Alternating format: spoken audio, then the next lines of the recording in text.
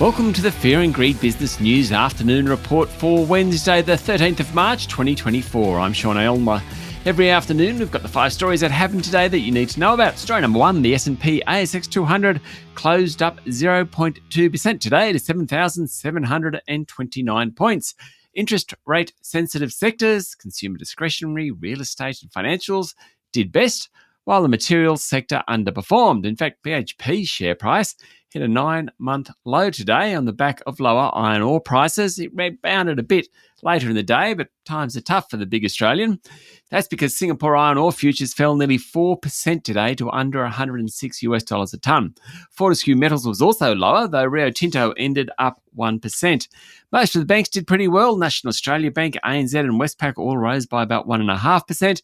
The retailers were mixed. Telstra was lower. Aristocrat Leisure, Xero and REA all did well, while Qantas was down more than 2%.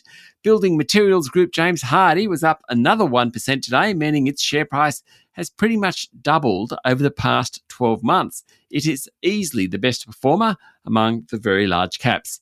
Liontown Resources added 6% after it said it had agreed to a $550 million debt funding facility with banks including Commonwealth Bank and National Australia Bank.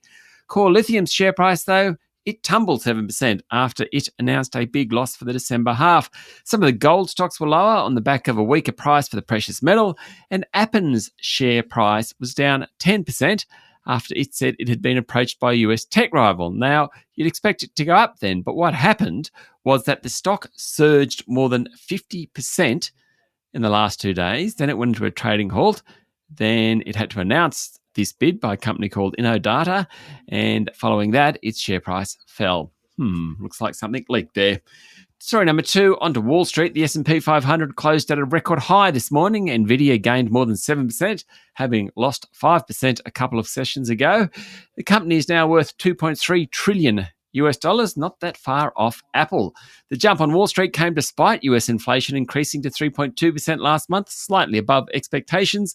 Core inflation, though, eased from 3.9% to 3.8%, though that was still above market expectations. It highlights the challenge of getting that final bit of inflation out of the system.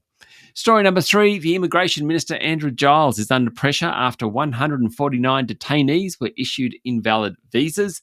There was a technical issue with the visas, according to the government, and they've been reissued. Problem for the government, though, is that the opposition is making headway on the back of the bungling of immigration issues ever since the High Court decided last year that indefinite detention was illegal. It resulted in refugees with serious criminal histories being released into the community for a period until new legislation was passed. Now we've found that some of these visas were wrong.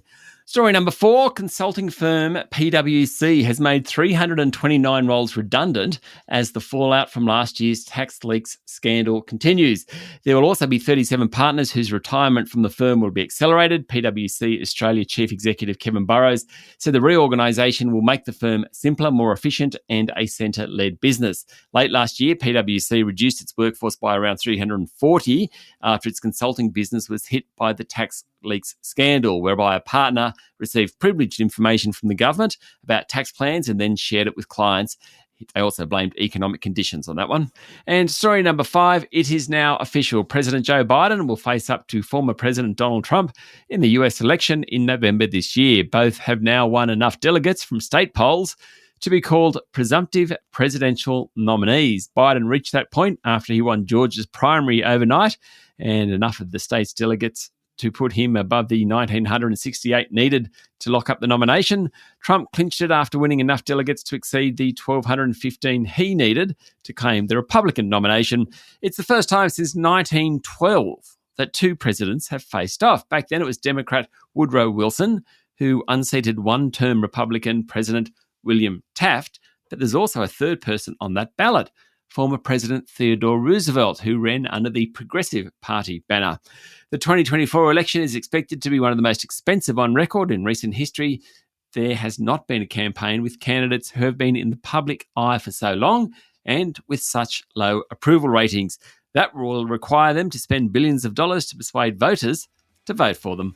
That's it for the afternoon report for Wednesday, the 13th of March, 2024. Don't forget to hit follow on the podcast and find Fear and Greed on LinkedIn, Instagram, X and Facebook. Join Michael Thompson and I tomorrow morning for the Fast 5 by Fear and Greed. The top 5 business stories you need to know in just 5 minutes. I'm Sean Elmer. Enjoy your evening.